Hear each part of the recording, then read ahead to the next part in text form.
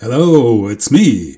And today we build the second half of the Airfix Dogfight Double, and it's the Mitsubishi A6M Zero.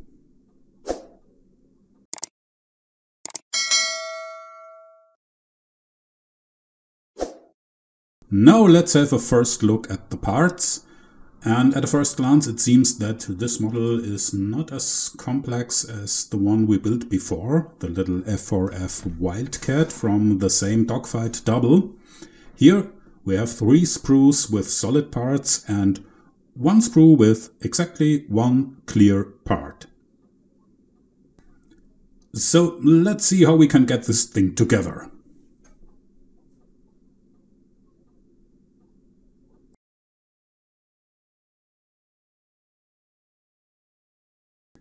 Like most airplane models, we also start here with a cockpit, and this only has very few parts and doesn't seem too complicated.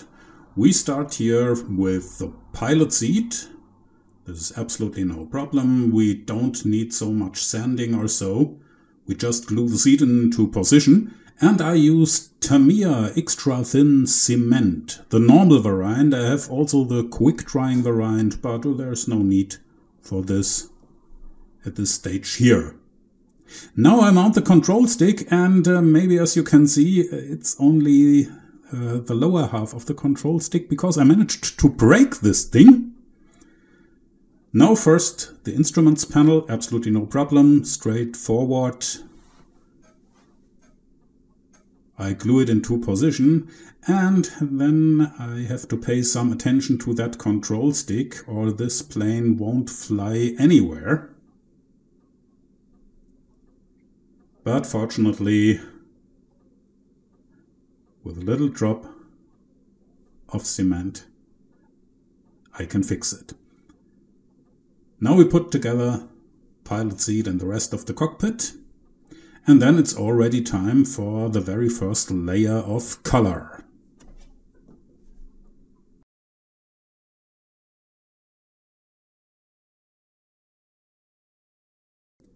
As a base color for the cockpit, I used Tamiya XF-71.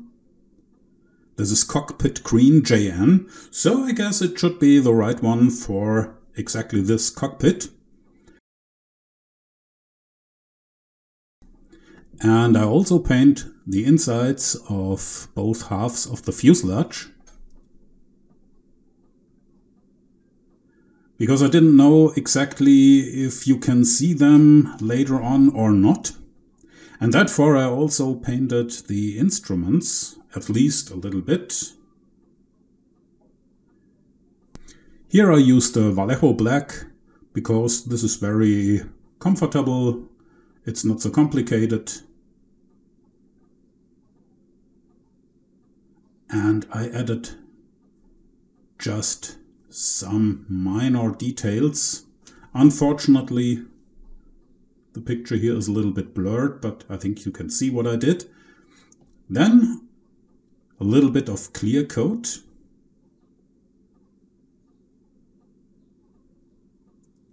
Also on both sides.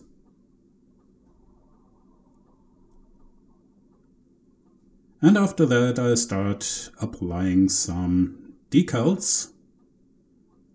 We have here the instruments. And I must say it was a little bit fumbling, but at least I could manage to bring them all in position.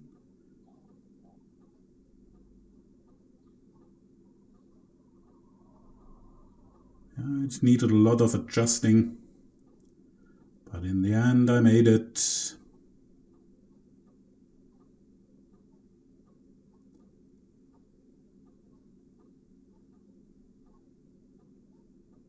And I gave it a light washing with Amomic panel line wash. Yeah, later on you won't be able to see anything of this. But I couldn't figure out, so I did it anyway. At last, a little bit dry brushing. Here I I didn't tell you what color it is. Oh, it is Revell number 99, aluminium. I use this mostly for dry brushing the interior of cockpits, because I guess it looks a little bit better than white. So now let's put this thing together. And here we also have absolutely no problem. There is no need to sand anything down, like for example in the cockpit of the F4F Wildcat. That was a little bit too large, so that the halves of the fuselage didn't match together. But here we don't have these problems. We can just press it together and then a little bit of cement on it.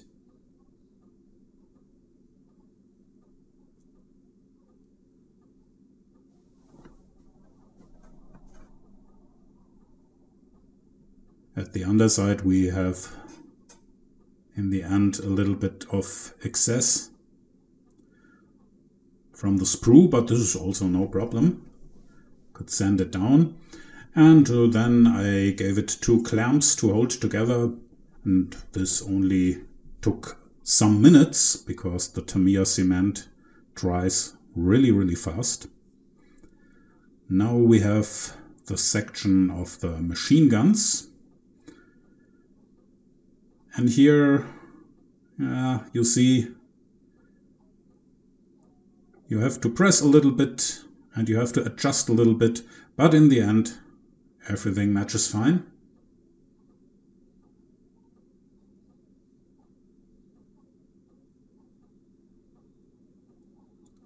And we can take some black color. Here I again used the Vallejo black,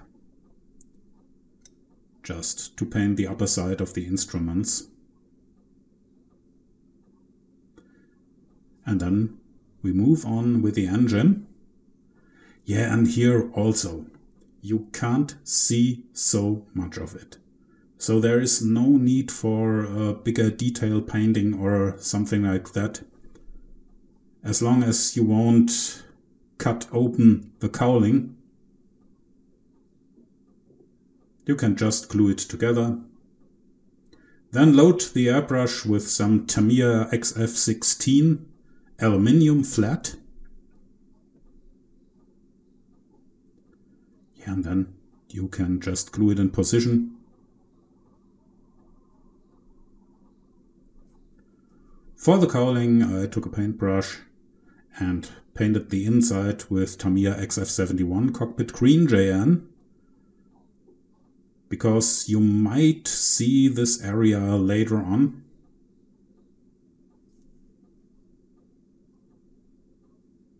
So, and it has a perfect fit here. It's so good you almost don't need any glue. And then we start over with wings, and they match also perfectly together.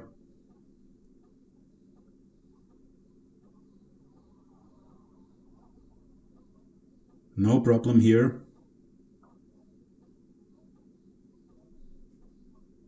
You don't need any putty, almost no sanding at all. And then you can directly mount the wings to the fuselage. Okay, it's a little bit pressing and adjusting, but in the end it comes out very good.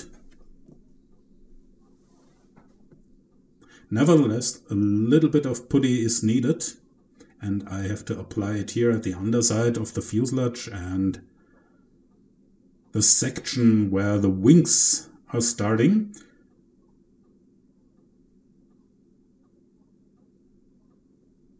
And I take some Tamiya tape here.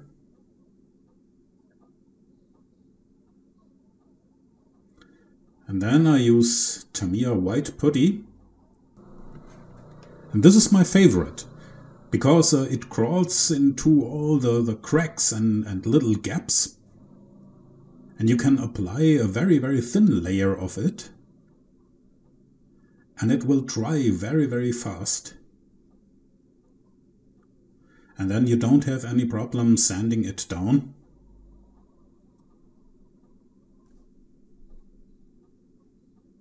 And as you see here, when I remove the tape, there are only very, very small stripes of putty left. So sanding then is no problem. Now we come to the rudders. And here you can see there are some little gaps I wasn't able to close. And here I needed to adjust a little bit, but in the end it matched almost perfectly, so that I could glue it in position. Then I took some Vallejo plastic putty.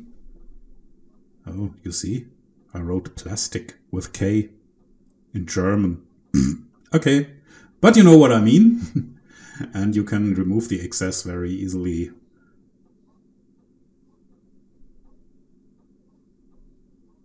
Like you see here. Plastic putty also very fast drying, and I like it for smaller cracks and gaps. Now I mount the closed undercarriage doors.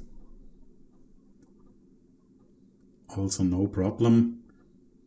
The undercarriage of the F4F Wildcat is really complex, but we didn't need it, and also we don't need the undercarriage for the Zero because both planes will be shown in flight.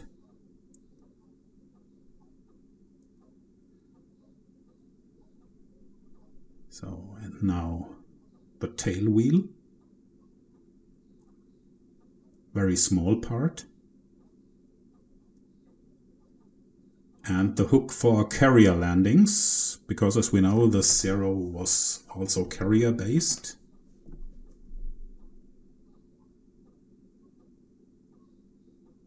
Yeah, it almost vanishes in the fuselage.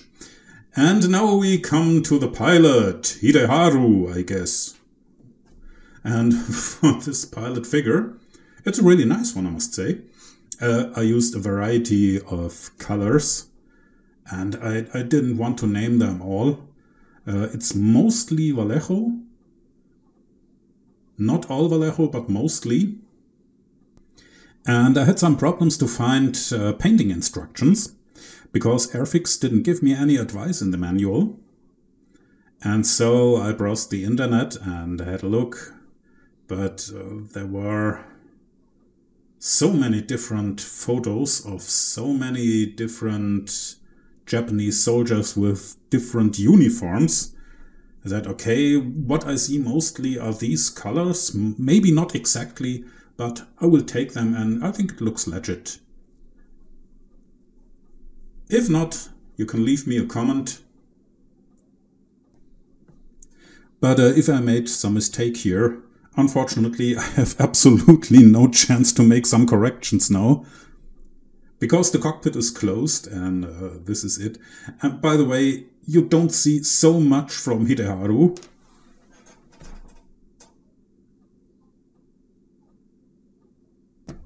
Most of him vanishes in the cockpit, and through the glass you can only see his head. So, most of the work I made here is, like we say in German, für die Katz. For the cat. Whatever this might mean. At last I give him a little washing, here with Amomic panel line wash, and then he will go to work in his cockpit with a freshly repaired control stick. Yeah, and now I have to do some touch-up in the cockpit.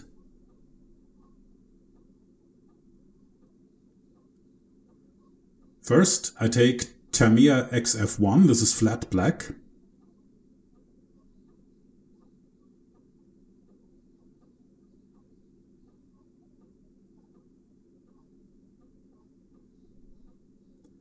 And then for the rear side of the cockpit, Tamiya XF-71 again, to fill the last gaps here.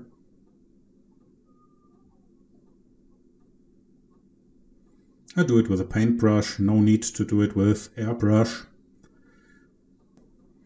And now the canopy. Well, here I had to make several tries with masking tape.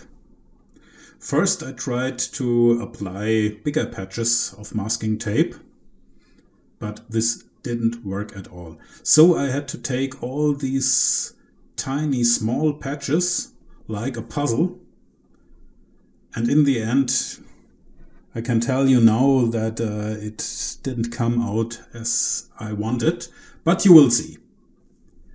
So first here you see me mounting the last parts and the antenna before we start painting that whole thing. The antenna needs some adjustment, but in the end this is absolutely no problem. And then we start over at first the canopy XF-71, so that the inside of the canopy at least looks like cockpit green. And then we start with a first coat of Tamiya XF-16, which is aluminium flat, because we want to apply a chipping technique. And therefore I need a base of aluminium, and over that base of aluminium comes hairspray. Very cheap hairspray. I fill it here in my airbrush, and then I apply a coat of hairspray on the whole model. And after that I paint the cowl here with Tamiya X1. And then I dip a cropped down paintbrush into some water, and I start to rub the whole thing so that the black color comes off a little bit and shows the aluminium under it. Yeah, well, I sped it up a little bit at factor 4, because this takes some time. This takes some time, and you should be very careful not to do too much. After that I give it a clear coat with Future, and here, as you can read, it's a W5 Dauerglanz.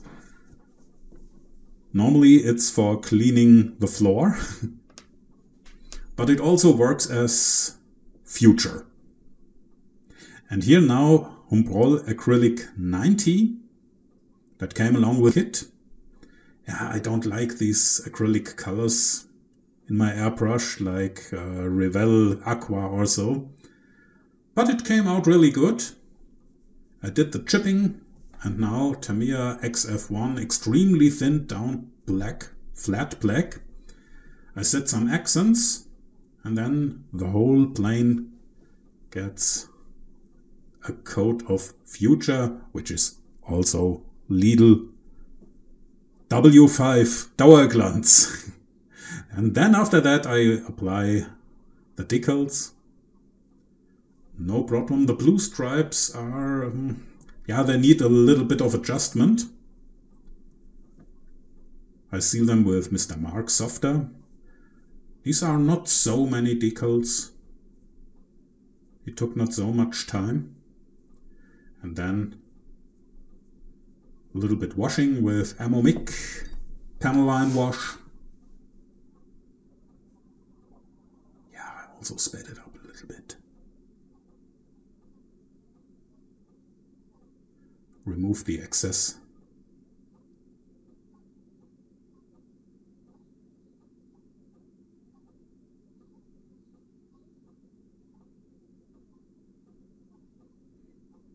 Then one of the last steps. I need to build the propeller. This is no bigger problem. The parts match together really good. The front side I paint with Humbrol Acrylic number 11. This is silver. And the back side with Humbrol Acrylic 33. Should be flat black.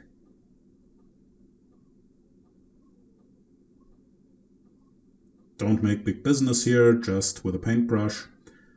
Then I have to apply some final decals. Only on the front side of the propeller.